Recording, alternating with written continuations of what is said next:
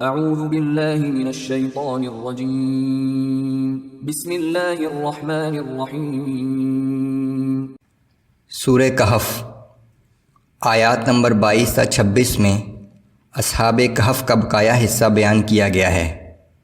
آخر میں رسول اللہ صلی اللہ علیہ وآلہ وسلم کو تلقین کہ یہ ساری تفصیل سن کر بھی یہ لوگ بحث کرنے سے باز نہیں آئیں گے، سو ان کو نظر انداز کر دیں۔ اپنے کاموں کے بارے میں انشاءاللہ کہنے کے لیے تاکید۔ اعوذ باللہ من الشیطان الرجیم۔ سیقولون ثلاثۃ رابعهم کلبهم۔ اب کچھ لوگ کہیں گے کہ اصحاب کہف 3 تھے اور چوتھا ان کا کتا تھا۔ وَيَقُولُونَ خَمْسَةٌ سَادِسُهُمْ كَلْبُهُمْ رَجْمًا بِالْغَيْبِ۔ اور کچھ لوگ کہیں گے کہ وہ 5 تھے اور چھٹا ان کا کتا تھا۔ یہ سب لوگ بغیر دیکھے محض اندازے سے باتیں کر رہے ہیں۔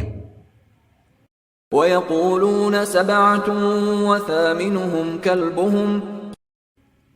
اور جب کہ بعض لوگ کہتے ہیں کہ وہ 7 تھے اور 8واں ان کا کتا تھا۔ قُل رَّبِّي أَعْلَمُ بِعِدَّتِهِم مَّا يَعْلَمُهُمْ إِلَّا قَلِيلٌ فَلَا تُمَارِ فِيهِمْ إِلَّا مِرَاءً ظَاهِرًا وَلَا تَسْتَفْتِ فِيهِم مِّنْهُمْ أَحَدًا۔ اے پیغمبر صلی اللہ علیہ وآلہ وسلم، آپ کہہ دیجئے کہ ان کی تعداد کو میرا رب خوب جانتا ہے، اور سوائے چند لوگوں کے کوئی ان کی صحیح تعداد نہیں جانتا، سو ان کے متعلق سرسری گفتگو کے علاوہ کسی سے طویل بحث نہ کریں اور نہ ان کے بارے میں کسی سے کچھ دریافت کریں۔ وَلَا تَقُولَنَّ لِشَيْءٍ إِنِّي فَاعِلٌ ذَلِكَ غَدًا۔ آپ کسی کام کے متعلق یہ کبھی نہ کہیں کہ میں کل یہ ضرور کر دوں گا، إِلَّا أَن يَشَاءَ اللَّهُ وَاذْكُر رَّبَّكَ إِذَا نَسِيتَ وَقُلْ عَسَىٰ أَن يَهْدِيَنِ رَبِّي لِأَقْرَبَ مِنْ هَٰذَا رَشَدًا۔ مگر یہ کہ ساتھ یہ بھی کہیں کہ اگر اللہ چاہے گا، اور اگر کبھی انشاء اللہ کہنا بھول جائیں تو جب یاد آ جائے فوراً اپنے رب کو یاد کریں اور کہیں کہ امید ہے میرا رب اس سے قریب تر بھلائی کی طرف میری رہنمائی فرمائے گا۔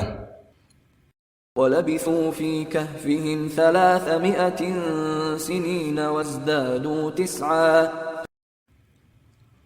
اور بعض لوگ کہتے ہیں کہ اصحاب کہف غار میں 309 سال تک رہے۔ قُلِ اللَّهُ أَعْلَمُ بِمَا لَبِثُوا لَهُ غَيْبُ السَّمَاوَاتِ وَالْأَرْضِ۔ اے پیغمبر صلی اللہ علیہ وآلہ وسلم، آپ کہہ دیجئے کہ ان کے غار میں رہنے کی مدت کو اللہ ہی بہتر جانتا ہے۔ آسمانوں اور زمین کا تمام علم غیب اسی کے پاس ہے۔ أَبْصِرْ بِهِ وَأَسْمِعْ۔ وہ کیا خوب دیکھنے والا اور کیا خوب سننے والا ہے۔ مَا لَهُم مِّن دُونِهِ مِن وَلِيٍّ وَلَا يُشْرِكُ فِي حُكْمِهِ أَحَدًا۔ اس کے علاوہ لوگوں کا کوئی کارساز نہیں، اور نہ ہی وہ اپنی حکومت میں کسی کو شریک کرتا ہے۔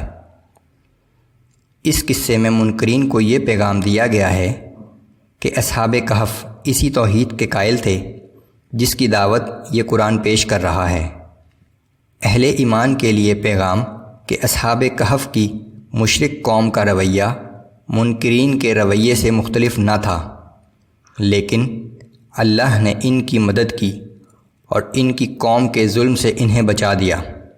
جس طرح اللہ نے اصحاب کہف کو ایک مدت دراز تک موت کی نیند سلانے کے بعد پھر اٹھا دیا، اسی طرح قیامت کے دن تمام انسانوں کو دوبارہ اٹھا دیا جائے گا۔ ہر شخص کے اعمال کا حساب ہوگا اور اس کی مستقل رہائش کا جنت یا جہنم کا فیصلہ کیا جائے گا۔